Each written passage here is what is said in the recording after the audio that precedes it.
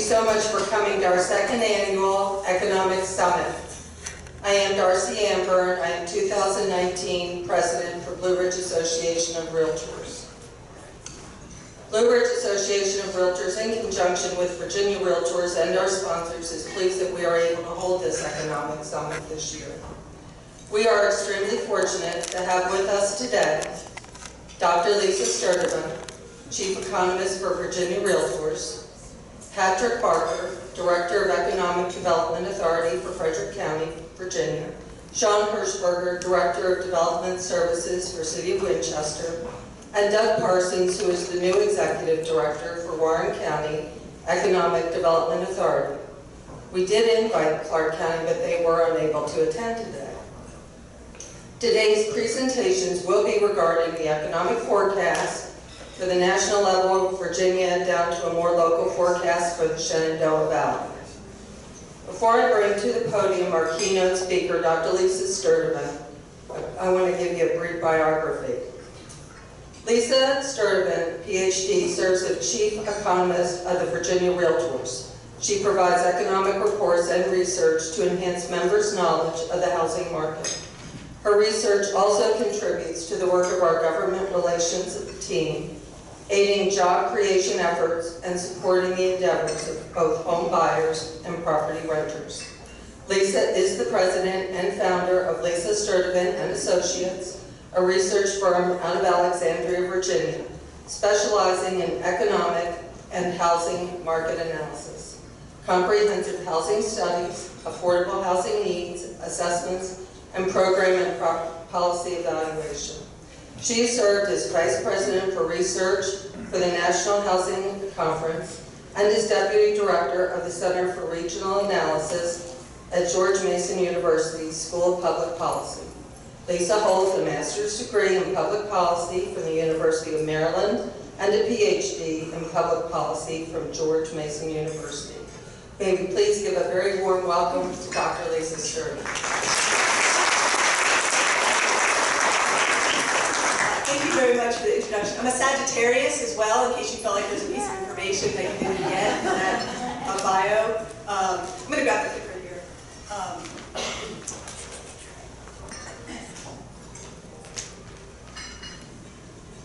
So thank you again for the introduction, but really thank you for the chance to be here today to talk about the local economy. Can I take this with me? Okay, thanks. To talk about economic conditions and to talk about really how the economy and the housing market all work together. And I have a lot of things that I'm interested in, but one of the primary things that I care about is thinking about ways that we can make sense of some of the data that we see and some of the news that we see and what it might mean for our local situation. Because as you all know, we hear a lot in the national news, and sometimes it's super relevant to us, but sometimes it's important to know what's going on here in Virginia, because what happens here sometimes is a little bit different, as I know we'll hear from the folks working on economic development. And so the idea is to talk a little bit about data, to see if we can make sense of some of the trends we're seeing, and then to take a little bit of a look ahead to see if we can think about what 2020 might hold. And I know I'll be interested to see what the local folks are saying as they're looking ahead to 2020. Does that sound about right? Does that sound like what we should do this morning? Does that sound okay? If we have questions, if you guys have questions, we'll have time for questions at the end of the slides, and then I know we're going to have a discussion afterwards, so we'll have lots of times to have a conversation. Because I love data, and I look at a lot of data, but I'm really interested in making sure that the data that I'm seeing match what you all are seeing on the ground. So I'm really eager to hear kind of not just questions, but also your observations about what you're seeing. So let's get into it. So we're going to start with some economic trends, first at the national level. And so this is a measure that shows gross domestic product, which is basically a measure of the economy, right? So it's a measure of the value of all the goods and services that are produced in the national economy. The green bars show positive growth, and the red bars, which is back here, this is the recession that we had back in 2007, shows negative growth. The thing to take away from this is we are currently in the longest economic expansion in the history of the United States. So in the history of the United States. So we have had very long economic growth at a national level as measured by GDP. And anything above 2% tends to be really strong economic growth. So you can see that 2% line. We've been above 2% for a little while. So this is through second quarter 2019. And so this has been really positive, certainly for the last several years. Things are changing a little bit. I think that's what people are really interested in, is sort of, are we seeing some changes at the national level? People say, oh, well, we are due a recession because we've been expanding for so long, right? It's time. And I will say that there's absolutely no reason you have to have a recession. Just because we haven't had it in a while doesn't mean we need one. So just the fact that this has been going on so long doesn't mean that we're going to have a slowdown. But there are some other things at the national level that I think people are paying attention to. So we're going to talk about what some of those are.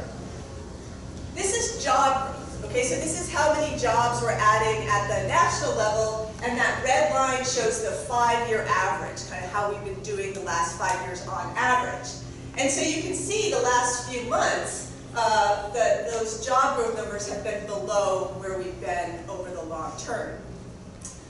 Interestingly, I'm sure you all eagerly wait the first Friday of the month jobs report, as I do. I'm sure you all do, at 8:30 from the Bureau of Labor Statistics. And you might also hear, like, they release numbers and then they release numbers that adjust or revise what happened last month. The reason I bring that out is those revisions, which are based on kind of better data, for lack of a better way to say it, have been revising downward consistently. Sometimes they revise up, sometimes they revise down, but in the recent months, when we get the better data, it shows that jobs didn't grow as fast as we thought at the national level. Okay, that's important, because that's a signal that things may be changing a little bit. So we're keeping an eye on it. But we say we were doing that here as well. So so that's just one thing that people are pointing to. And we'll come back to that, but the primary sort of slowdown folks are seeing in jobs is in the manufacturing sector nationwide. We'll come back to that in just a minute. As you all know, interest rates, mortgage rates have been very low. I'm sure you guys remember at the end of last year, in December, weren't we, like, we were worried about rates increasing? We were worried about maybe 2, 3, 4 Fed hikes. The National Association of Realtors, the National Association of Home Builders were forecasting 30-year rates at 6% by the end of 2019. Do you guys remember that? Yeah, we're at 3.57. I mean, I don't know what it is this week, but what happened is somebody asked me a very fair question, but I think they thought they were putting me on the spot, but they said, how could those forecasters have gotten it so wrong last year when all these people were saying that rates were going to rise? This is from the Mortgage Lenders Association here in Virginia, actually. So it's a fair question. And I think that the thing that I said then, and I do believe now, is we were kind of in an uncharted territory. This idea of forecasting interest rates, or frankly anything, involves putting like a bunch of data in a spreadsheet and then like looking at patterns and sort of making a forecast. And I said this a little flippantly, but I kind of mean it. There's no way to sort of model a tweet, like, or model Twitter, or model sort of some of the things that are affecting policy now from the political side that haven't affected policies and economic trends in the past. So I think this uncertainty at the political level is sort of impacting stuff at the economy too. And we'll come back to that issue in a minute. But interest rates have been low. And it's interesting because we usually expect when mortgage rates fall, that means that home buying tends to go up in general, right? It's easier to buy a home. What we've been seeing at the national level, though, is as interest rates have fallen, refinance activity has actually gone up quite a bit, but there's been no impact on the home buying side. And the thought is that, look, rates have gotten to a point where it's not the cost of borrowing that is keeping people from getting into a home. That's not the barrier anymore. The rates are not going to induce anybody who isn't going to come into the homeownership market because they're already kind of as low as they've been. But what it is doing is, I think, going to keep people in their homes longer, right? And what that means for our industry is our shrinking inventories, I've got to imagine, are only going to get, I hate to say this, are only going to get a little smaller because people now have locked in at 3.5 and they're putting an addition on instead of buying the next house because they have these really favorable rates. So low interest rates are good, but we're interested in sort of looking to see what this lock-in effect might have on the market going forward. So we'll come back to that. Virginia is, can be different from the rest of the country. And the reason why I spend so much time talking about jobs is job growth is the primary demand for housing. So what I mean by that is, if we don't have jobs being added to the local community or to the state, then there isn't a market to buy homes, for lack of, or rent homes, and so we look very closely at job growth because job growth is a predictor of the strength of the housing market here in Virginia or anywhere, but here in Virginia. And so you can see this is the same kind of chart that shows job growth here in Virginia, and as you can see that red line shows the 5-year average, and we are now, like the nation, a little bit below that for the last few months, meaning that there might have been a little bit of a slowdown in some sectors. And that sector piece is really important. I mentioned that we look at jobs because that's important for housing demand, but not all jobs are created equal. And I know the folks who work on economic development here locally think about that a lot, is sort of what types of investments are coming to a community, what kinds of jobs are those generating, because that has a big impact on the strength of the local economy. This is the Virginia, this is the state economy, and these sectors are the different sectors of jobs, and they're ordered by size.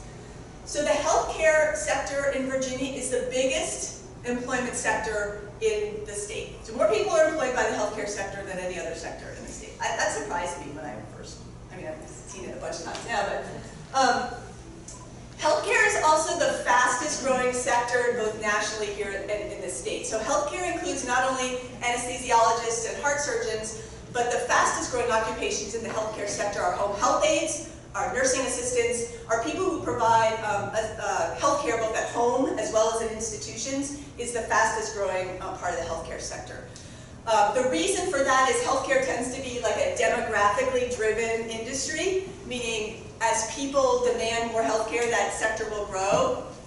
And every year nationally, 10,000 people turn 65. Every year, every day nationally, 10,000 more people turn 65. And so that growth of the movement of the baby boom population into older years is really fueling this healthcare sector. It's really a growth sector, but it can bring both benefits and challenges because, like I said, a lot of the jobs tend to be relatively low wage jobs, and it's hard for folks in those jobs, for example, to save to buy a home, right? Or to even find a rental home that's affordable. And so I think those are the kinds of the issues that are a challenge sometimes when we think about healthcare. It is a fast-growing sector in the state. It's added, these are showing the job growth year to year, August 2018 to August 2019. Professional and technical services, this includes a lot of your federal government contractors, architects, engineers, computer programmers. Fast-growing sector tends to have higher than average wages. In Northern Virginia, the jobs that will come with Amazon will fall in this category, for example. That's those sort of tech jobs. Leisure and hospitality is the third largest sector in Virginia, and it's easy to see why. This is a beautiful place to visit, a wonderful state to travel in, and it's really been a really important part of the economy. It's been growing in the last few years. Retail trade is down. I don't know I'm interested to see what you guys are seeing locally, but this is part of a national trend in sort of shrinking of bricks and mortar retail and a switch to more online retail shopping. So that's been part of a broader trend, local government manufacturing. One thing I'll say about manufacturing is there are 22 states where manufacturing has declined year to year, and Virginia is not one of them. So I think it's really interesting that that is one of the pieces of the national economy that economists are paying attention to a lot and maybe expressing a little worry over. But our manufacturing sector, and again, I'm eager to hear locally, our manufacturing sector statewide is still growing and is still a pretty strong part of the economy. Everyone likes to see where they are. So here's real estate down here, grew over the August to August timeframe. So we look at job growth by industry because jobs in different industries have different wages, which suggests stronger growth for stronger demand for home ownership, perhaps relative to renting. Remember that picture I showed with the job growth in Virginia slowing down a little bit, all those bars, the dash? this is my take on this. And again, I'm so glad to be on a panel with folks who actually see this every day, but this is my take on this, is that jobs aren't slowing in Virginia because something's wrong, but it's because employers are having a hard time finding people to work in the job. So they're not creating them because they can't find anybody to fill them. Because our unemployment rate is 2.8%. The national rate's super low too, but we've had an unemployment rate of, 2.8% is basically allowing people to be taking a week off between jobs. I mean, this is not people sitting around, looking for a job necessarily.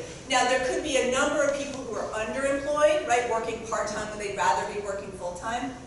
But it seems to me that one of the things that this suggests is that we would grow more jobs if we had more people, which seems like a no-brainer. But why don't we have more people here in Virginia? And I think one of the reasons is perhaps a lack of available housing at the prices and rents that people can afford.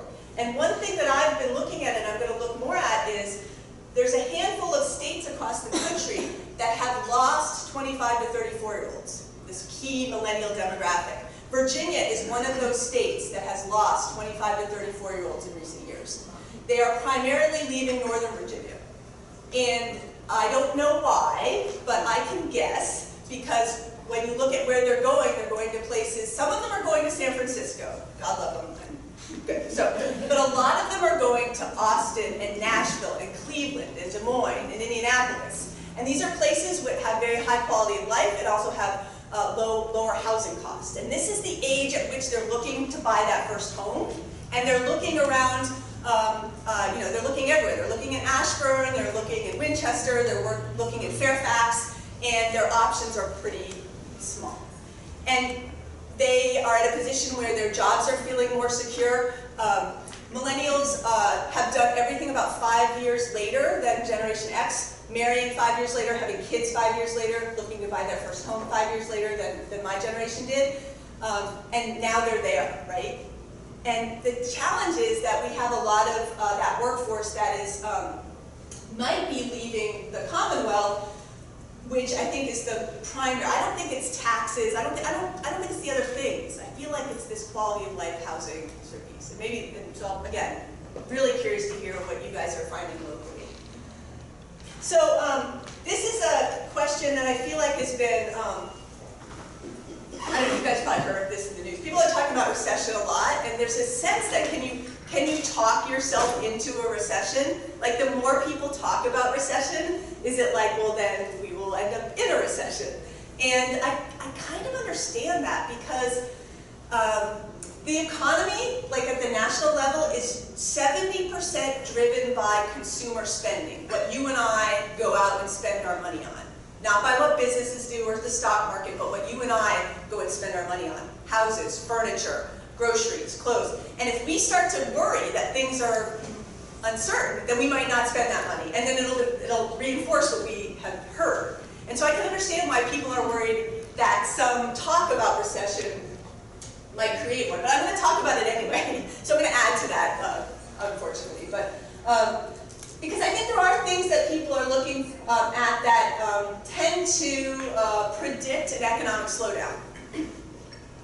Pardon me. A recession is formally defined as 2 quarters of negative GDP growth. So we don't know we're in a recession until after we collect the data. So I'm not going to talk about a recession, but are we in a place where things are going to slow down?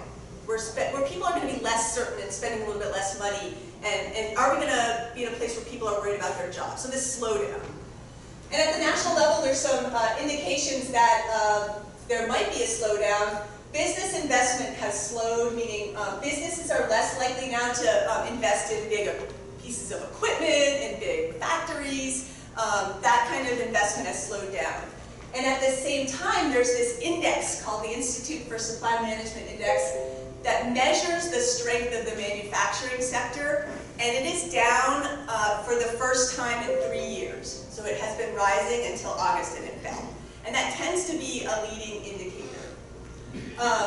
Employment growth has slowed somewhat. We saw there's this whole inverted yield curve. Did you read about this? That everyone's, I don't know, it's so arcane I had to go and do a little bit of research. But In general, it suggests that some investors are more confident about short-term gains than they are about the long term. And so if investors are unsure about the long term, maybe that means that something bad is going to happen in the longer term. This is the one that I think is the most important, though, honestly. And it's the one that I added to the slide yesterday. This one used to be over in the positive. We still had strong consumer confidence, but for the first time in August, consumer confidence has dropped.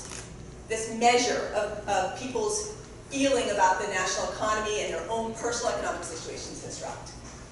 Consumer spending is still strong. The interesting thing, though, is spending on luxury goods has actually started to take a hit. Tiffany's, you know, Nordstrom's. And I think we're seeing that a little bit on the luxury housing market piece. You guys will have to tell me if you've seen that as well. In some markets, they're not moving as fast, the luxury homes. Unemployment's low, wages are up, and that's really important because for a long time we had job growth, but we didn't have wage growth.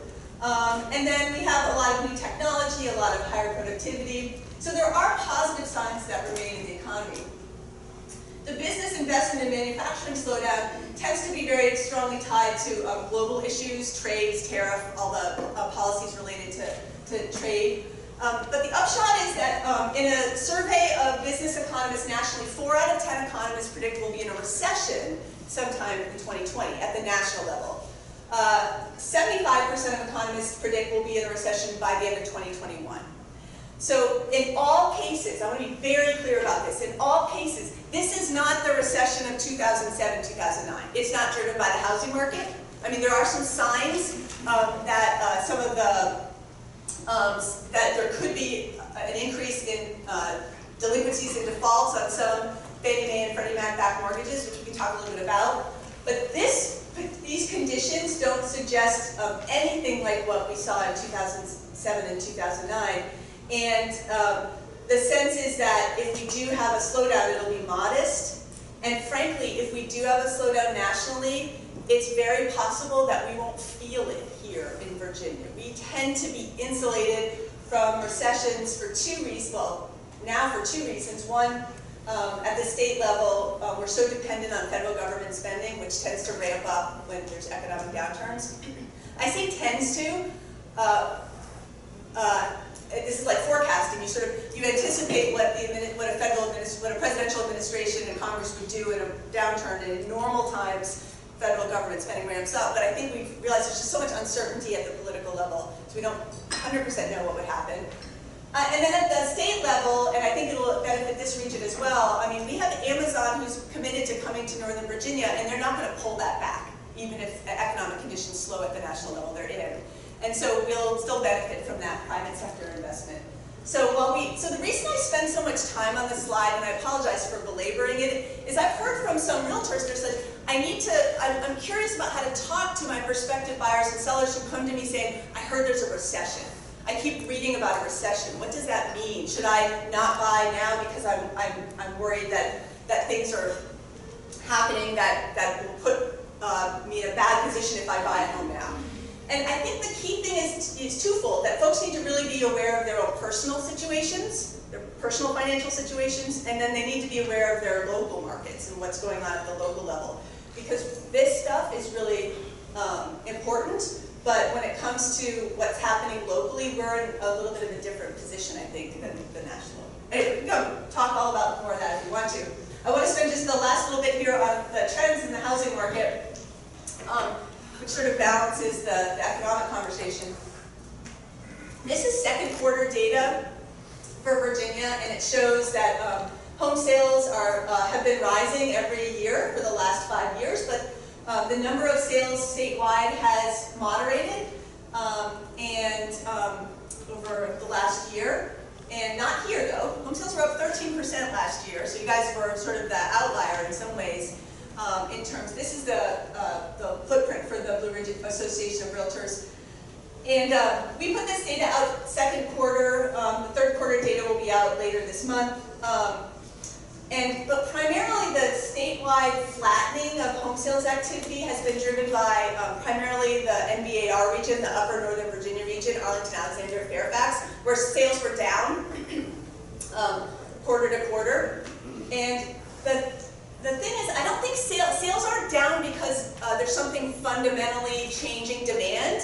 Sales are down because there's nothing to buy. I mean, honestly, that is what's happening in many of the markets that are posting declines in home sales activity. So again, if folks come to you and they're like, well, I'm worried, I see home sales slowing, that must mean that it's a slowing market. I'm worried if I buy now, the price I paid is gonna fall. It's not demand that's driving this slowdown in sales. It's this lack of availability in the markets where we saw a slowdown. It's this lack of availability. And so that's just one of the things that we've kind of been seeing statewide, because we've been seeing prices continue to rise. So in Virginia, statewide, the median sales price was $309,000, about $263,000. Second quarter here bumps around a little bit more because it's a smaller market, so it kind of depends on the mix of homes in any quarter. But generally, steady price growth, which is indicative of the demand that's still strong and the inventory that remains pretty low. You can see some of the prices here. Again, when you get down to the county or city level, if you see some declines, like Clark County is a pretty small market, so when you see some, things bopping around, sometimes it's just a factor of what was sold in that particular quarter. So that's the change then from 2018 to 2019. This is the inventory. So in August, inventory was down 10% compared to August a year ago. It was down 10% compared to August a year ago. And I've been tracking this data now since January, and every month inventory continues to fall statewide. Here in the Blue Ridge area region, we've sort of seen a similar pattern. So this is the inventory of homes for sale at the end of second quarter, and we continue to see inventory decline. And so kind of Economics 101 is the supply of homes available to purchase declines, demand remains the same or increases, prices are going to rise. And so that's definitely what we're seeing here. And again, back to that interest rate thing, I worry, and so not worry, but I'm watching about whether we're in for this kind of line to continue to go down, because people have refinanced and they might have listed their homes, but now they're sort of in. And so one of the things that that we sort of think about is, again, people ask, well, what should I advise? People they see prices are high, and they say, well, maybe I should wait and buy next year because maybe there's no. I mean, I hedge. I don't know if you guys, there's jokes about economists who, on the one hand and on the other hand. And so I hedge on almost everything, but I will stand here and say that prices are going to be higher next year than they are right now. I mean, there's no doubt about it. And partially because inventory there's no reason. So if somebody is waiting because they're worried that prices are going to fall, there's no evidence to suggest that's going to happen either in this market or statewide. And in fact, interest rates may not rise significantly, but I can't see how prices won't continue their pace the way they have been in the months to come.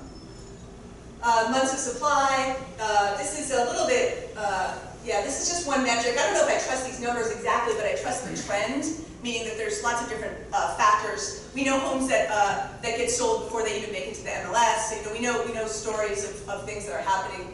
But the fact that there's just such little inventory.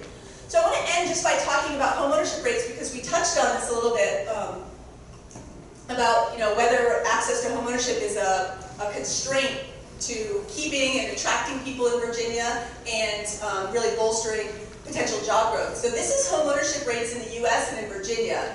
The dark blue is 2007, so sort of the peak right before the housing market downturn, or as it's happening. And then the light yellow is 2017, which is the most recent data. So you can see we're not back to where we were in 07. The nation's not back to where we were in 2000 in terms of homeownership rates, but Virginia is. We're about back to where we were in 2000, which is that green bar. So, but you can see between 2007 and 2017, the homeownership rate has dropped by about 3 percentage points. Remember that, 3 percentage points. And then nationally, it dropped about 3.5 percentage points. This is homeownership among 25 to 34-year-olds. So you can see in Virginia, remember 3 percentage point drop overall, 9 percentage point drop for homeownership rates among your sort of late 20s, early 30s households. You can see the drop as well nationally, but this hasn't recovered. So this ability in Virginia for folks in that 25 to 34-year-old range to become homeowners hasn't recovered in the same way that the overall homeownership rate has. And what is one of the reasons that this rate hasn't increased back up to where we were before? Why are 25 to 34-year-olds buying homes? Why are the 25 to 34-year-olds buying homes? Student loans. Yeah. What did someone else said something? They're living at home, maybe because of student loans. Yeah. So student loans comes up a lot. So there's $1.5 worth of student loan debt nationally held by people. 67% of folks who went to college at any point now have student debt on their books. The average student debt load is $40,000. We hear these horror stories about $100,000, $150,000, $200,000 student loan debt. That is a very, I will be honest, that is a very small percentage of people nationally, but I think it's a disproportionate share here, where you have people who've gone to graduate school and you've gone to law school and so on.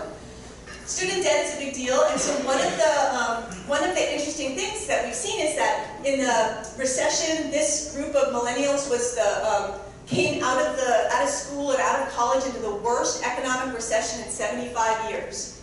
And so they came out with more student debt into the worst economic recession, and so what did many of them do? They lived at home. And in fact, right now, 22%, I'm not surprised very often by statistics, but this surprised me as well. Maybe it won't surprise you, but 22% of 25 to 34-year-olds live at home. 1 out of 5. These aren't 23, 24-year-olds. 25 to 34-year-olds, 1 out of 5 lives at home. But that's not the surprising part. The surprising part to me is the share has increased in the last couple of years. As wages have gone up, job prospects have gotten better, younger people are making more money, they're still living at home. So there's this sense that there's I think a push and a pull factor of why that's happening. And one reason, might be rightly so, is, well, there's so much student debt, so why not live at home, pay down that debt, and save for your down payment? If only that's what were happening. There's really interesting research the Urban Institute published last month that looked at young people who were renting versus young people who had the kind of similar characteristics who were living at home. The young people who were renting had actually put more away for a down payment than the young people who had lived at home with their parents. So I don't know what's going on, but the financial reasons for living at home among this population have gotten, and it's complicated, obviously, I don't mean to suggest otherwise, but we expected this group to come out a little bit more strongly and be ready to buy homes. And I think the constraint here in Northern Virginia is the availability of, when they look around and see what there is to buy. Coupled with, I think, and I wrote a little blog about kind of households, older adult households age 55 and older, who are like overhoused, meaning they paid off their house, but they have 5 bedrooms now, only 2 people. So when the kids come move back home, it actually works out for everybody in some ways, because everybody can fill that house out. So I think it's a more complicated situation than I had thought it would be. I thought once wages went up, I couldn't wait to have my own place. And I think there's a lot of psychology going on there. But I will say, as we look ahead, I do think this millennial first-time home buyer piece of the market, I think, is a strength for us. I think it's growing. I think we have strong wage growth here in the Northern Virginia area. I think what we need is more homes to buy. So I think part of it is seeing more activity on the new home side, more homes being built. I think there's lots of obstacles, as you guys probably know, to new residential development in many markets. And so I think this idea of looking for ways to ensure that a sufficient supply of housing kind of at all price points is available to people who are coming looking for jobs or who we want to attract here to jobs. The good, wages are up, interest rates are low. A downturn, if there is one, would relatively be mild, and we are, as I mentioned, insulated in at least a couple of ways here in Virginia. But there are some risks. We've seen job growth slowing. I think affordability and a lack of the supply, as I mentioned repeatedly, is a growing concern for our market. And the refinancing activity, which I mentioned. And then lastly, I'll end with this, is I think, I just presented a whole bunch of data, and we look at a lot of economic data, but so much of this economy and so much of the housing market is like about psychology, right? So how people feel, and we make decisions based not on, necessarily what the Federal Reserve reports out in the newspaper, but rather kind of how we feel. And if we feel uncertain, and if we feel like the economy is uncertain, if we feel like the political situation is uncertain here in Virginia, I'll give one example. We are insulated from downturns typically by being close to the federal government, but we are at risk when the federal government shuts down. Right? When there's a federal government shutdown, we saw it in the housing market data. We can see that here. And so if we start to hear rumblings, so they passed a budget that's going to take us through November, I think, right now. So if we start to hear rumblings that things are headed towards a shutdown again, that could potentially create some uncertainty in our market in 2020. So I will say, just to end here, and then we can take a couple questions before our break. But we put out a monthly statewide home sales report. Came out on Monday. If you don't see it, it's on the Virginia Realtors website. We do a third quarter report for the Blue Ridge area. It'll be out at the end of this month. And then in November, the Virginia Realtors will put out our forecast. We're going to do an economic forecast, first time ever, from the Virginia Realtors, our own forecast of the statewide economy and the statewide housing market. And then then next year when it comes out perfectly, you can say, oh, Lisa, you seem like such a genius now. Or we can talk about why it didn't exactly come out the way that we thought. But we want to, my whole thing with forecasting is to be clear about kind of the things that we're paying attention to as we're sort of looking ahead, so that we can be better informed as we're making our business decisions and our personal decisions. So I'm going to end there, but I'd love to take a couple, I think we have time for a couple of questions. I'd love to take questions or comments or thoughts or anything that either you say, oh, that sounds right, or Lisa, no, that doesn't seem at all what I'm seeing. Anything at all. What indicators should we be looking at to see when inventories will increase? Okay, so what indicators should we be looking at to see if inventory should increase? That's a good question. I think we need to look at two things. I think the first one, and I think we don't track this as well as we should, and it's what I want to do, is I think we need to pay better attention to new construction trends than we do. So these don't obviously, this new construction side of the market often doesn't show up in the data that I share because it's often sold by the builder, homes are sold by the builder, and so I think that kind of piece of the inventory, I think we need to pay more attention to. I don't foresee inventories going up anytime in the next few months. So I think that what would have to happen is, I think that there would have to be somewhere for folks to move to. So it's like this housing ladder, right? So I think that we need to increase the supply on the new construction side, which will help kind of folks be able to free up their home and move into a new home. So I would pay attention to new home starts at the local level. I would become friendly with your local builders to find out what's going on and what they have planned. I would get involved at the local level. If there is a project, development, a subdivision, new condo building in front of the local planning commission, and there are people coming out against it for whatever reasons, if you feel it's within your wherewithal and you think it's a good project, please come out and support it. Because the problem is, as new homes become proposed in local communities, there's often opposition to new homes, and sometimes elected officials only hear about the people who don't want the new homes, and they don't understand the value of bringing new homes. So I would track the new home starts, and I would track the development proposals that are happening at the local level. And then, yeah, I think those are the two things that are really going to help, in my opinion, what's going to help in the months to come. Yeah, are there questions? Yes, sir. In regards to the new home starts, do you track the construction loans, and what are those rates doing, and what can we do, or what is there out there that if the rates to build, to borrow to build, yeah, would reduce, would drop, yeah, that would obviously help. Yeah. Putting more homes in the market. Yeah. So this idea of, do we track construction loans, and do we know how much it costs to finance new homes and to build new homes?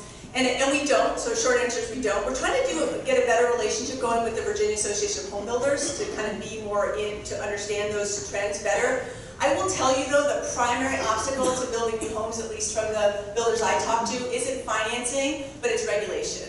And I don't mean, that came out sounding negative. I'm not anti-regulation, but it's the process at the local level for getting new housing approved tends to be, and that and the lack of land and the price of land tend to be the constraints to building new housing as opposed to the financing side.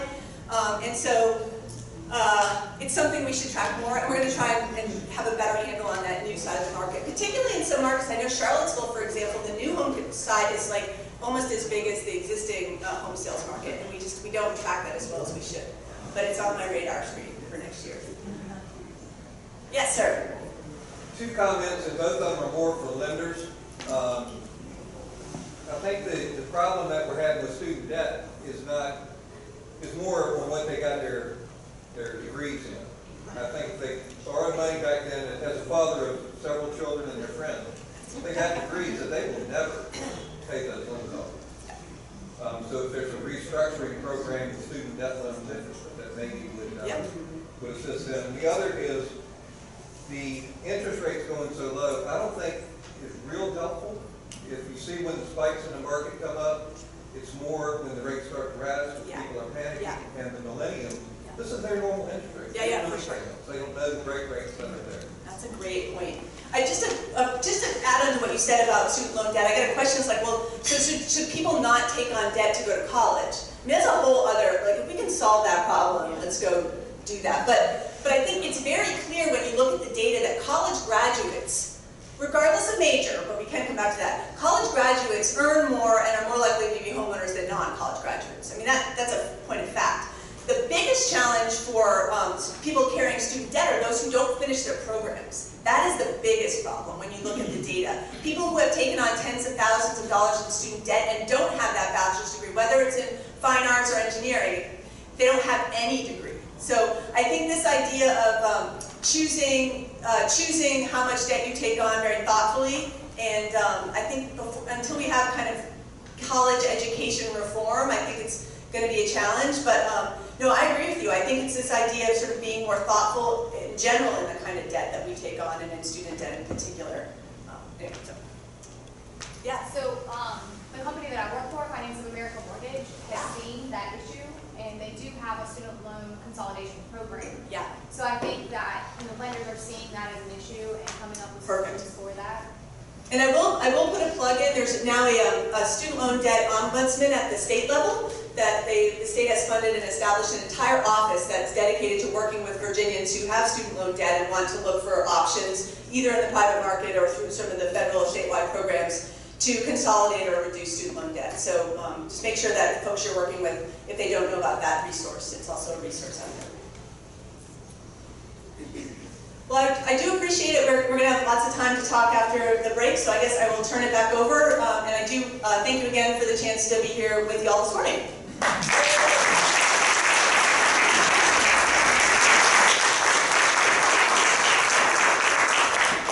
Well, thank you. It's humbling for us at Habitat to be here this morning.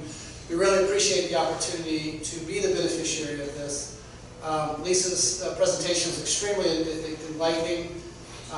This is the 3rd economic summit I've heard in the last 6 months, so fortunately they all kind of tie together, which is good. But having it through the lens of housing for us at Habitat has been very, very, very educational for us, so thank you for the presentation.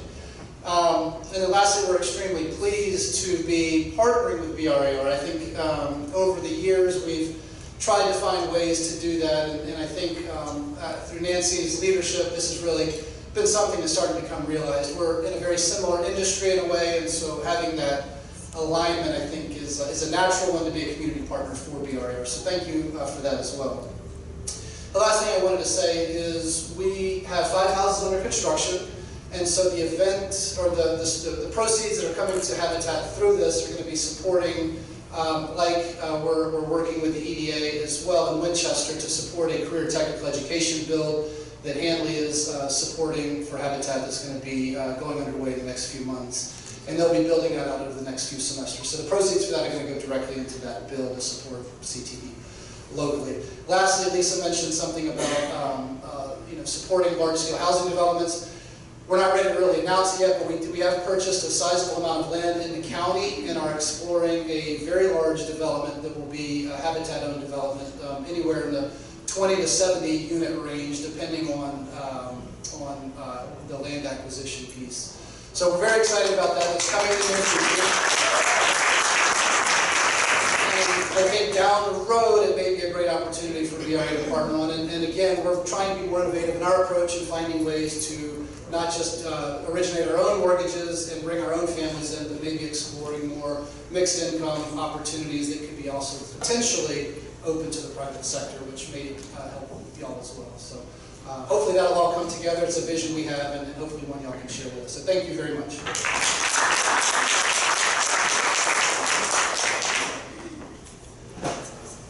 Thank you, Matt. We may all now take a break for 15 minutes. So person who is going to be on this, Patrick Barker and Shawn Hershberger and Dr. Parsons. Patrick Barker is the Executive Director for Frederick County. Patrick is a certified economic developer and has been involved in an executive leadership position for local economic development efforts for more than 50 years. I took this off the internet, so I don't know how accurate it is. Patrick holds a bachelor's degree in regional planning and geography from Salisbury State University, a master's degree in regional planning from the University of Massachusetts Amherst, and is a certified planner through the American Planning Association. Patrick serves as co-chair of Bright Futures. Frederick County is a member and past president of Virginia Economic Developers Association and is a member of IEDC's Education and Certification Advisory Committee.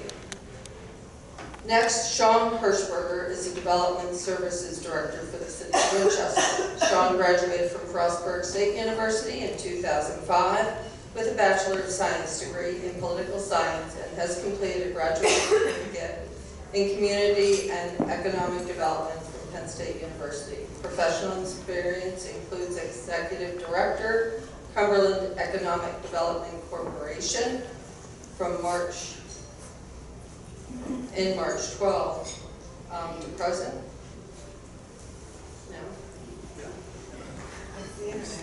No, March 12. Economic Development Coordinator, Town of West Point, Virginia, from September 2009 to March 2012. Executive Director, Pendleton County Economic and Community Development Authority, March 2007 to September 2009. Town Administrator, Town of Rising Sun, Maryland, and Community Development Specialist in Frostburg from 2005 to 2006. Doug Parsons, who is Executive Director for Warren County Economic Development Authority, has a Bachelor of Science in Journalism Advertising with a minor in Psychology from the Pearlie Isaac Reed School of Journalism at West Virginia University.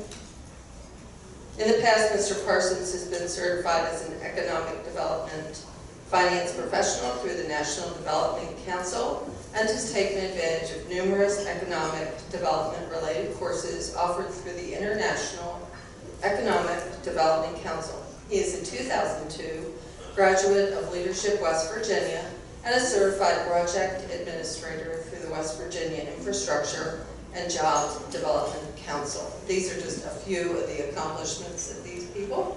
I would like now to invite Patrick Barker to stand.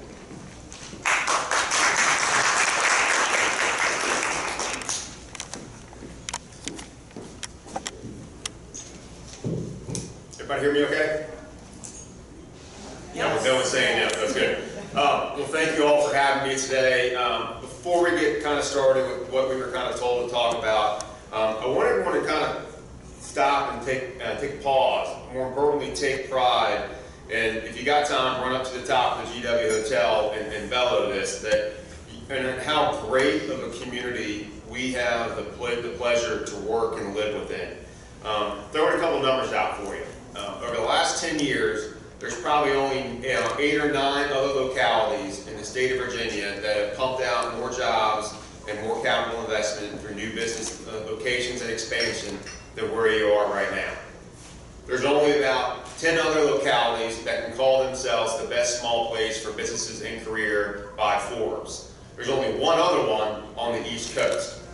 And obviously, we're in the #1 state for business as by CNBC. So I think there's a lot of positive energy that's been going on, and it's just not an overnight success. And I think we lose sight of that sometimes. We're always looking about what's going down the road, but I think it's really important to pause and think how great of a community we live on and how much success we've had with really not a lot of notoriety when you look at state and national wise. So I think it's a lot of great things to build on. So with that commercial aside, we were here to kind of tell you kind of our 5-year kind of strategic outlook. And for the Frederick County, it really kind of comes down and buried into our targeted business sectors. Every year we go through an analysis. I'm a fancy stat guy, so I love the numbers. We look at, first and foremost, who we are as an economy, what's growing with us. Then we look at state, national-wide, what are growing. And then we filter all that down to try to figure out what are the best business sectors that we can go after going forward. And a lot of these are ones you're going to see in most every economic development targeted business sector list. So we have things like advanced manufacturing. There's your engineering woods, like the Trex of the world, everything from plastics to bioscience. Your business support operations, that's where you're going to find your corporate headquarters, regional headquarters, food processing and agribusiness operations, professional and creative services. Those are kind of a fancy word for cybersecurity and engineering firms. Then obviously we don't practically go after it, we still have it on our list as it relates to retail. Now, when we look at those targets, we have really two main focuses from the EDA standpoint, and they all boils down to one word, and that's product. We are focused on product that we can make sure that we enhance our setting as it relates to these targeted sectors. And those products takes two forms. The first one is sites and buildings. We want to make sure that in Frederick County we have enough of those buildings and sites so when companies come to look or they come to expand, we've already got things figured out. The site selection process is an amazingly fast process. It is a process of elimination. As it starts out, it is not about selection. So while Shawn and Doug and I may think this area is super great and people should just want to come here because we're super great, that's not how it works. These people come in and they've got a short list of 10 to 20 and they are looking for reasons to kick you out. They're trying to make that selection process easier. So that's really critical for us. We're doing big things now to take the risk out of the site location decision process and going through and getting our sites tiered through what the state has called a business ready site program. More importantly, we're working with those landowners to try to move them up to kind of the highest tier sector that we want to be at, which is tier 4, which is basically means that you can put a shovel in the ground and you're ready to go. You don't have to wait and hope that a permit's going to get approved or you're going to find a Civil War relic under the ground. All that's what we're trying to take care of. The state is coming out and doing something similar, kind of riding off of that as well. We're also doing things that we can to kind of help facilitate speculative office development. Our office vacancy rates are pretty low here, so when you try to bring someone in and they need a 5,000 or 10,000 square feet, there's just nothing there. Or you're jocking flex space in an industrial park, which is usually not conducive to what they're looking for.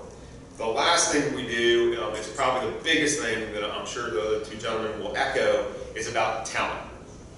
Talent is pretty much the linchpin for economic development organizations and communities that are looking to grow. Those communities that win that tug of war with talent are going to be the ones that are going to be successful. For us in Frederick County, we cook in a couple different ways. We cook via microwave solutions, and we also have crock pot ones. When we talk about microwave, we're talking about things for the Fast Forward program at the community college. That program that basically pays for 2/3 of someone to get a credential, and then the employer or the individual picks up the third, and they immediately go into work right after. It's a quick 6 to 8 week program, madly successful, basically so much that it runs out of money usually every year. The other side that we're doing through that, obviously, is our Employer Expo, which we do every year, which brings together employers that are hiring, both for immediate and long-term in one spot, so that the community can try to see what kind of jobs are there. But also what's different is we provide, training resources to get people ready for those jobs. You'd be amazed, or maybe not, how many people are ill-prepared to even fill out an online application, or when it comes in an interview, how to do that the right way to get the job. So those are key things we're working on. From the crock pot solution, this is when, hopefully, if you've heard about the Worlds of Work, the Widget Cup, these are all activities when we're working with the K through 12s to make sure that tomorrow's workforce is best made aware of what kind of skill sets and what kind of local ops are here for them when they get out of school. We think they're madly successful. There starts in the process. We just finished the Worlds of Work last week, which brought 7th graders from all the counties and the cities to engage with about 80 plus some odd employers of over 10 different worlds. It's a start. It's not meant to be the end, but you got to keep that you got to get that balloon in the air as far as that interest on local skill sets, and knowing that there's lots of options for people. If you're not college bound, no biggie. If you're college bound, that's great. There's options for you to come back here locally. And the last thing we're doing that kind of ties those things all together, we're going through a fairly comprehensive, and my partners are with me on this one, a talent retention attraction survey or strategy. And what we're trying to basically do is we're going to get a cookbook that's going to tell us as a region what we've got to do first and foremost to retain the young talent that we're incubating inside our school systems. And more importantly, what do we got to do to attract and bring more in? Again, those are going to be the key elements that, whether or not we are going to be successful down the road on what we can do to make sure that with the low unemployment that we've got at least people that are coming in, and we can be a magnet for talent coming into the market. So we're pretty excited about all those opportunities. I'm happy to take questions after my other peers go. I appreciate again the opportunity, and please be proud and yell loud about how great this community is. Thank you.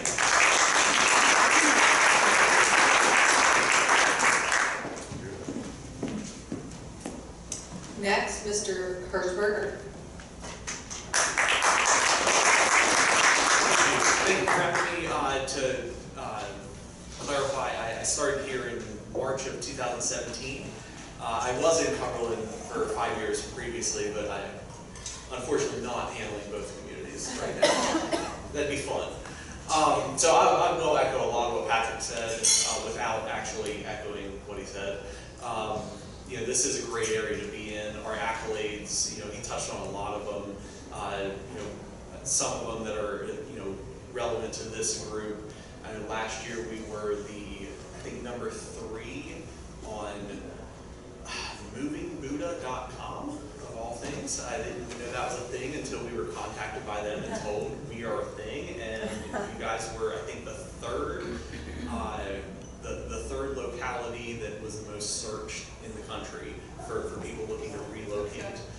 So we have that call out from Moving Buddha. Yes. Our targeted industries, our 5-year outlook is very similar to what Patrick just hit on, but we're a different animal in the city. We are largely a built-out environment. When you go around the city of Winchester, you don't see a lot of green fields. Our big industrial plot that is undeveloped is 10 acres. So it pales in comparison to what Frederick County and Clark County and Warren County have at their disposals. So our game plan is redevelopment. It's really looking at what is underutilized or unutilized as far as real estate assets and seeing how we can redevelop them. 2 examples, just right outside the door here, we've engaged with the redevelopment of the Winchester Tower site, and we also took on the corner of Kent and Piccadilly Street. So we are looking, 5 years out, those projects coming to fruition. Those are, touching on sort of the talent side of this, looking at, redeveloping sites in the downtown to make this more of a vibrant atmosphere, make it more of an atmosphere that is an attractor to the sorts of populations that we want to have come into the region. Our targeted industries are similar to Frederick County's, well, basically the same as Frederick County's, but because of our geographical confines, we have, a different outlook where, we sort of, put it into a nature analogy. We wait for the county to take down a whale or some big game, and then we feed on the remnants. I joke pretty regularly that I just live in Patrick's Wake. But in practice, really, we don't have the ability to have those big wins. So we work hard to find the small wins, the 2,000-3,000 square foot office users, the expansions of existing industries, and trying to find a way to creatively utilize properties that are underutilized right now. We have several of them, and I know Council has identified a very aggressive path forward on catalyst sites and how to focus on those. So we're going to continue doing what it is that we do, and it's largely redevelopment. And thank you guys for being here. Thank you for having us. And I always like to point out, you guys are an integral part of what we do. A lot of times, you are the front line to people that are introduced to a community. So thank you for continuing to be educated, and thanks for having us to things like this, and thanks for doing what you do.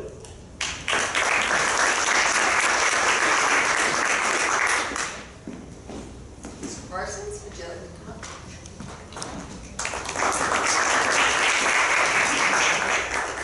Well, thank you. It's really a pleasure to be here this morning.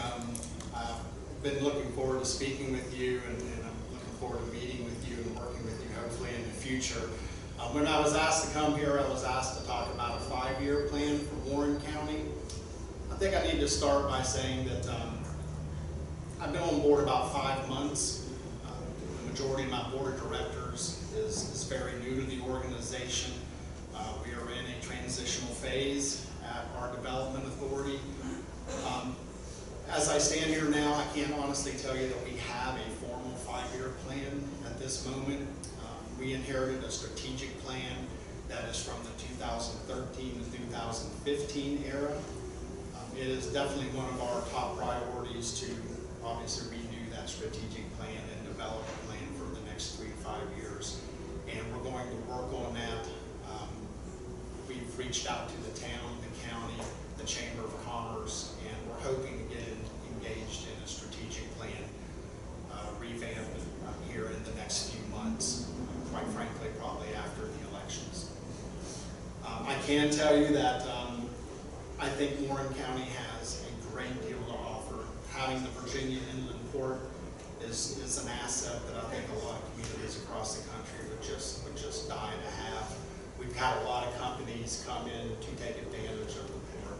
Home Depot, Ferguson, Cisco, Interbake, Interchange, and the list goes on and on.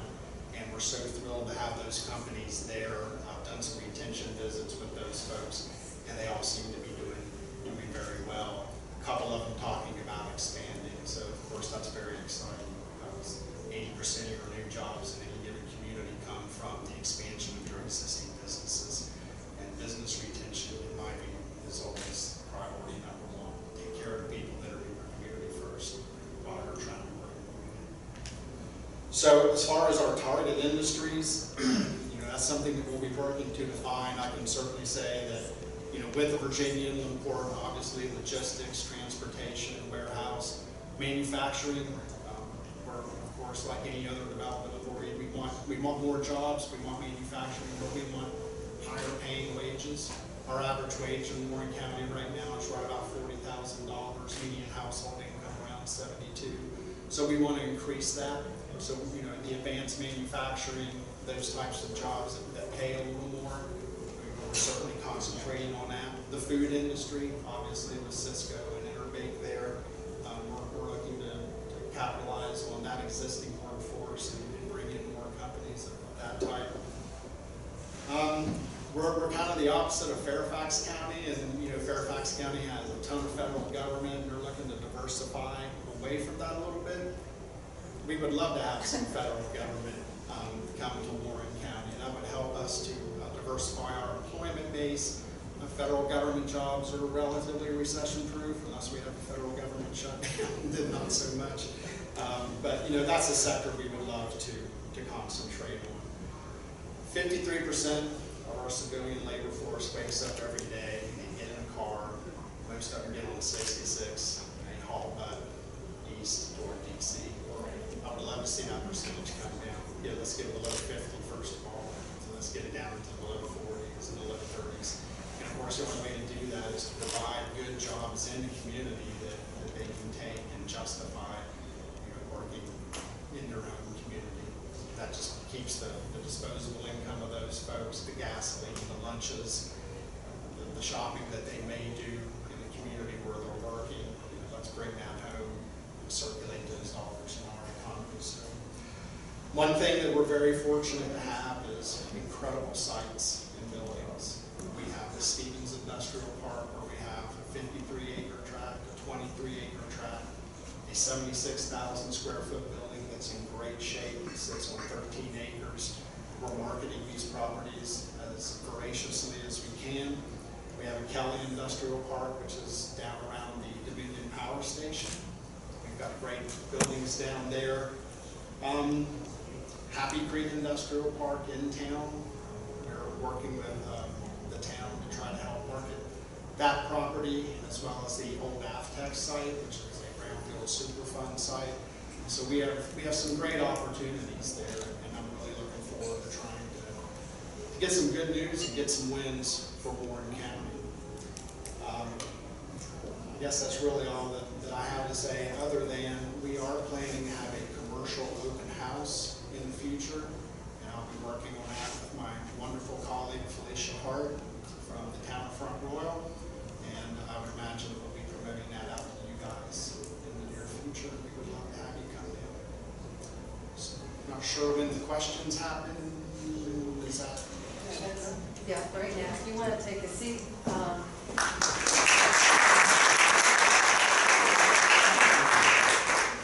Thank you all so much. We are going to open it up for questions, and Mark has a microphone, so if you raise your hand, he will come to you. And we are staying on the economic portion of things. Thank you.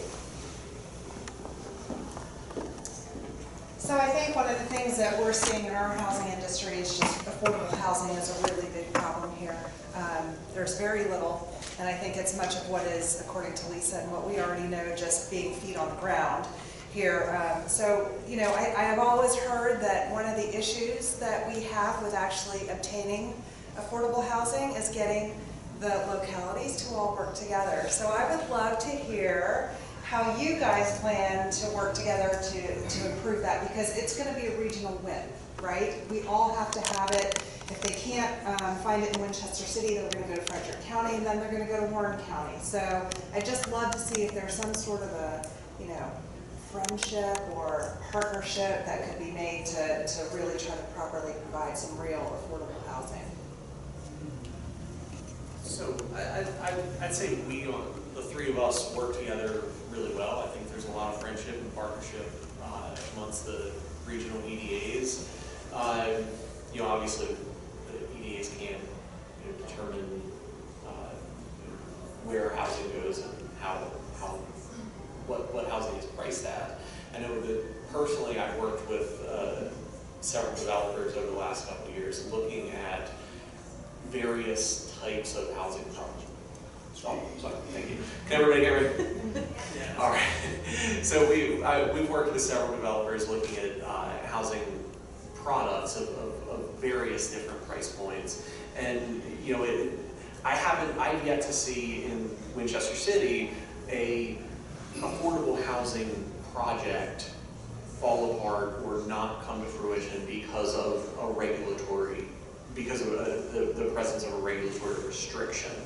It's largely been just a matter of dollars and cents, and that's what's kept prices rising and made it more difficult to do true quote unquote affordable projects here.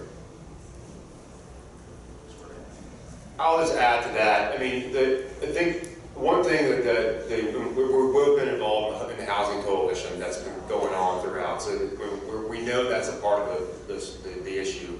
I think some of it is trying to frame the issue on a regional level has been challenging. I think we can each go to each locality and see there's affordable and all that, but just like in this area, people, they drive till they qualify in some sense. So, it's I think for a lot of localities, we need to be able to show on what is our draw, which we pull from 30, 45-mile radius. Is there a massive need on that standpoint, and how do localities each kind of take their share? Because if you've been involved in any kind of government process, residential, for the most part, does not pay for itself. So the jurisdictions have to find some other way to cover that deficit. And at least in Frederick County, per se, I mean, there's already, I want to say the last number was like 10,000 units that were approved yet unbuilt. So we already know we've got all these homes that can already, without a blinking anything, come online. So it becomes a challenge of, you need it, yes, but how do you balance that off with the idea that you've got to keep that tax rate somewhat manageable? And there's obviously other ways to manage that deficit, and there needs to be a solution, but I think that's you're trying to find something that kind of rides that middle ground between the need and then how do you pay for things. And it's not easy, otherwise it would have already been done. So, but hopefully it's something that gets addressed. I mean, we'll find out come to, I think one of the unique things we'll see coming out of the talent strategy is where does affordable housing fit inside that conversation. Maybe that gives additional ammo when trying to go to the jurisdiction saying, if you need talent, you need this. And right now the market's not bearing that. So we either have to find some way to work with the market to provide it, or we have to find some other way to do it. Does that answer your question? Yeah. So can I ask one more? So other localities like Fairfax and Loudon, they have affordable housing purchase and rental programs. Why don't we have one? Well, I think for the first step, you have to have a housing authority. No, you don't have to have that. You don't have to have that. Arlington has it. You don't have to have that. Oh, we were told that. I mean, that's really a political will. I mean, I think that comes down to, so it's sadly not us. So it's your your elected officials that you're going to have to, in a sense, kind of command that from, to get them to do, because they're the ones that eventually are going to have to pay for it. So. And I think that, just to add to that question, I think it's important to think about how the issue's getting framed a little bit. Like, I feel like there's, as there's greater understanding about housing options being the linchpin or a part of this economic development strategy, there would be more political interest. I think going to someone and saying, why don't we have an affordable housing program, is not probably going to resonate with elected officials. But if this talent and search survey shows that sort of quality of life issues, sort of mixed use kind of more walkable, whatever stuff, and that involves lower cost housing, and like that's the kind of language I feel like that is more resonant. And then there are lessons that can be learned from Fairfax. Just because Fairfax did it doesn't mean they're doing it right, but there's lessons that can be learned about the ways in which it can be implemented without having to change the whole kind of structure of government. So I would, and as from the Realtors perspective, if the local association ever wants help with framing those things or messaging, or we are very happy to help on that angle for sure. So, just to touch again on the dollars and cents of it, it's easier to make the numbers work on a project in Fairfax when you're dealing with their median household incomes as opposed to our median household incomes. So if you go the path of a pure affordable project, you have rent constraints that are based upon your median household incomes. So when if you're dealing with Arlington's, they dwarf our numbers. So the numbers that you're allowed to get per unit are so much higher than those numbers you're allowed to get here, but the cost to build it is no different here than it is there. So it's so hard to make the math work. I would suggest that you maybe have a roundtable with some of the local developers. I mean, when you talk about their numbers, I was talking with Jeff Weber earlier, and the biggest challenge they face is they're over $40,000 in fees and different hookups and stuff before they even buy the land. And when you do simple math, it's just not affordable housing for here. So it's got to be something that is a unified effort between them. I think that would be a great starting point. And then finding a way to go up with housing. I'm guessing you're talking about water, sewer hookups, proffers, and all that conversation. I think those are statewide issues. So, I mean, I think, that is, again, how the localities have come to kind of make the numbers work. In a sense, they're trying, when they're trying to offset the costs that they were coming. So some of that's controlled by the county within the proffer system. Some of that's done through Frederick Water, which is independent, when the county doesn't have any kind of direct oversight with. So, I mean, again, some of it is if we can rationally frame the argument to kind of show that our costs are off base from our competing localities, you provide a rational explanation for it. Otherwise, I mean, everyone's got proffers. And, the proffers that are in Northern Virginia are more than that are here. I don't know about the water and wastewater hookups, but that's a conversation that has to kind of be framed correctly to get the jurisdictions that want to work. So. Well, I do think the people that are working the numbers, they know them well. Sure. And if you have a round table with them, and I know you talk to them individually, but you might come up with some kind of solution. The other thing I'd like to bring up is we do have John Lamont here, who is one of our local politicians, and we'd like to welcome him. I don't know why there's not more here, because I do think it needs a joint solution.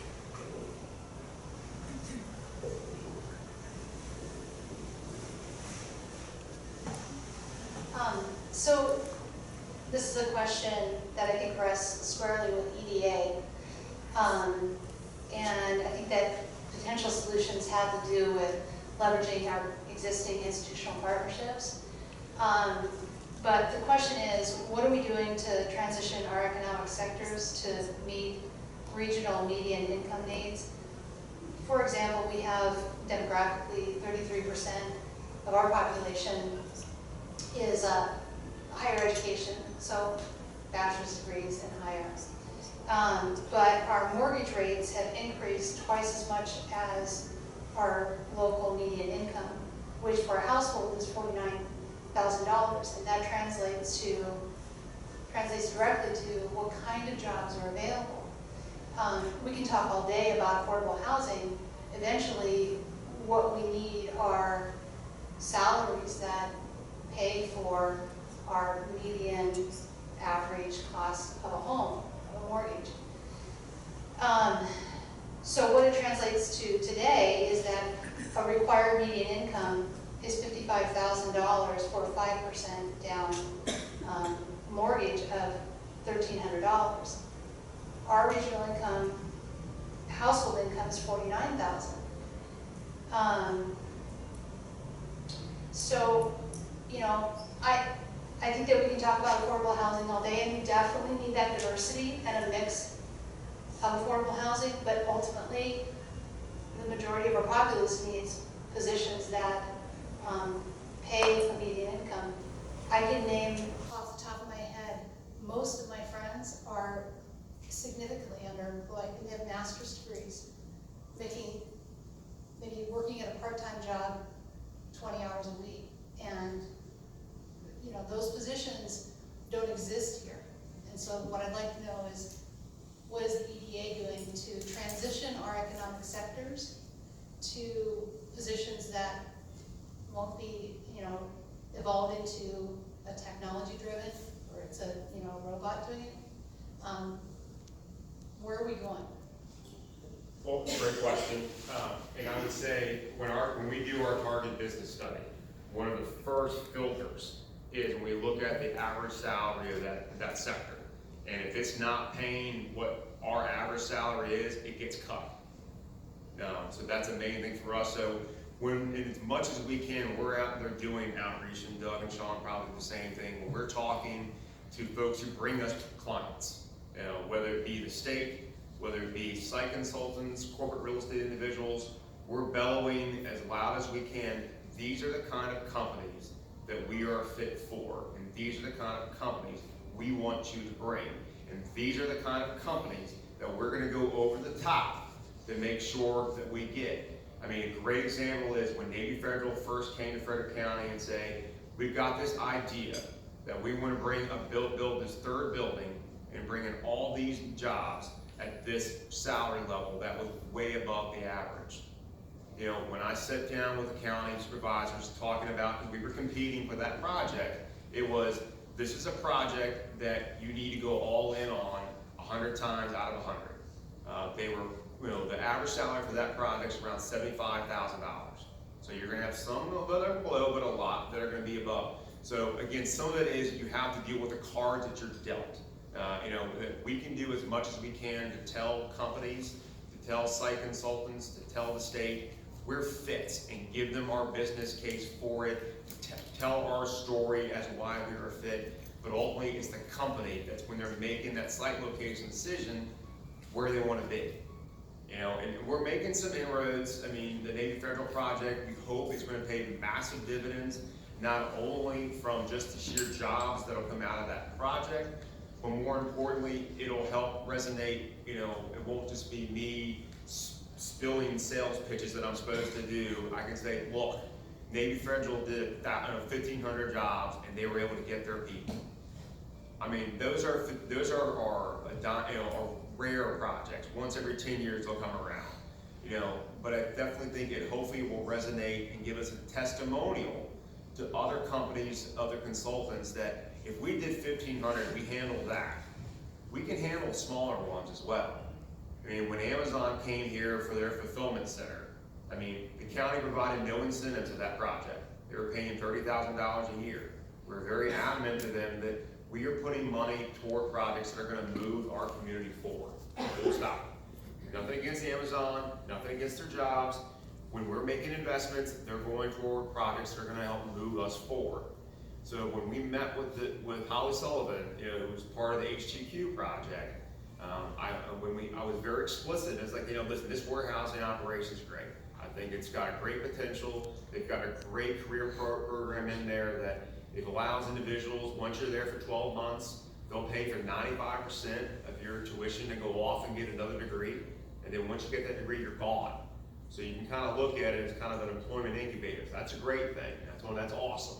But more importantly, I said, when you look at our community, you have to look at us as something more than just this kind of operation. We can be, and we can be much more. And I think that's one thing we're not known for those kind of headquarter, back office like entities as much as we are healthcare, logistics, manufacturing. So we have to get out there, and you have to get some people just to take a chance on it. That, well, you know, and we can get you through this. And you know, the Navy Federal project, the FEMA, the FBI are all great building cases for that next level job. We're never going to leave manufacturing as long as it's growing. It's still going to be a sector we're going to target. You know, we've got a responsibility for that and provide different level jobs. But trying to get that next level job is something that it takes a while to get people to identify you as a reasonable competition for and getting some wins. It doesn't have to all be home runs like Navy Federals. Let's get some singles. Let's get, you know, 100, 200 person operation. Let's start building that case. Yeah, I agree. Well said and said at length.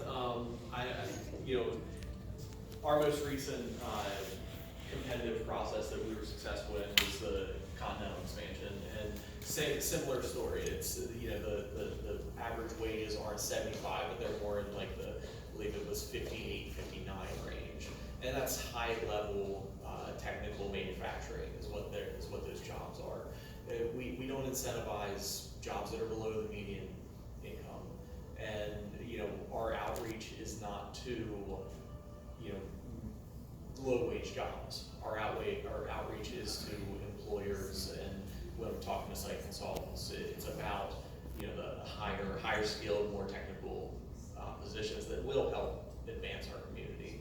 But to Patrick's point, we can do the outreach, but we can't force a company to take a chance on us. And I'm hopeful that with the Navy Federal project coming online, and with us doing, you know, working together on a regional basis to look at our talent, our approach to talent, keeping talent, attracting talent, that we can start becoming a magnet for, you know, not just the talent, but for jobs.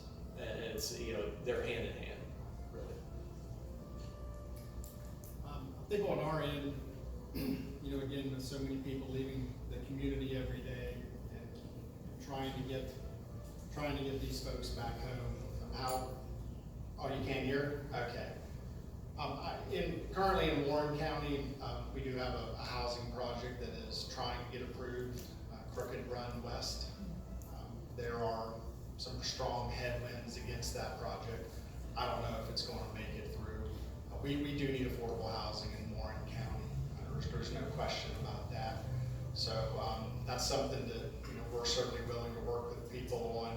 We don't have a housing authority in Warren County. That may be something that the new board of supervisors will want to take a look at when they get in there. So that's about all I can say about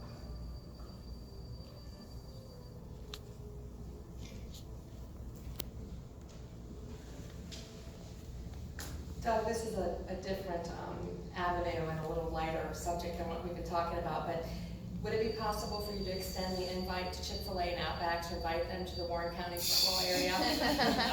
I can assure you that that is huge, but one key when they did the research or whatever years ago to bring Chick-fil-A to the area, they only included one of the zip codes, like in town, they didn't include the entire county.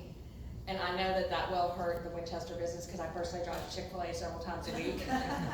But it is something that people talk about in the community all the time. If we could have a couple bigger restaurants there. A steakhouse is one, and definitely a Chick-fil-A is huge. Sorry guys, but it is a big issue. So I just didn't know if it was possible to extend that invite, especially if we do put that new housing development in out there. It would be a great area. We do have a lot of people that come off the interstate. And are getting off and looking for restaurants that ask us all the time for things near there. So it would be nice. Right. So again, I've been on board 5 months, and so this is secondhand information. I believe that we had a Chick-fil-A that was looking. We did, years ago. Okay. Now, I'm not sure I'm getting this right, but I think one of the issues, Chick-fil-A was very interested in coming to Warren County. You'll hear us economic development nerds talk about how important confidentiality is with projects. We have had a problem in our community with folks in the past who couldn't keep their mouth shut, to put it bluntly. And because certain folks couldn't keep their mouth shut when that project was going on, Chick-fil-A bolted. I would be glad to reapproach them and see if they would be interested in coming back and starting over with them. Steakhouse would be great. We have a Joe's Steakhouse location that was shut down on the southern end of town, I think right as you get toward. I'm very familiar with that. I used to frequent there all the time. I love steak as much as anybody, and I'd love to see, whether it's there or somewhere else, we'd love to get that back in. So, absolutely.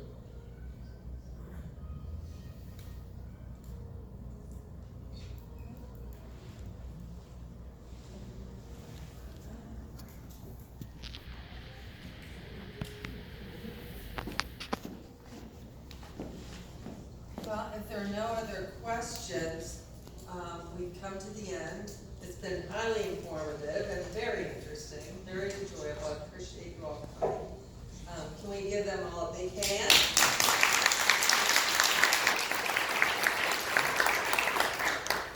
And I would also, again, like to thank our sponsors, RMS, which is Residential Mortgage Services, First Bank Commercial, TWG, which is the Winchester Group Insurance, Building Insurance, Coldwell Banker Premier, and Bridgeforth Photographics. And a big hand for them. And I just want to add a little thing. We are helping Warren County expand by having our satellite office for Blue Ridge Association of Realtors. And we are in Warren County. We just opened maybe 2 months ago or so. So again, thank you all so very much.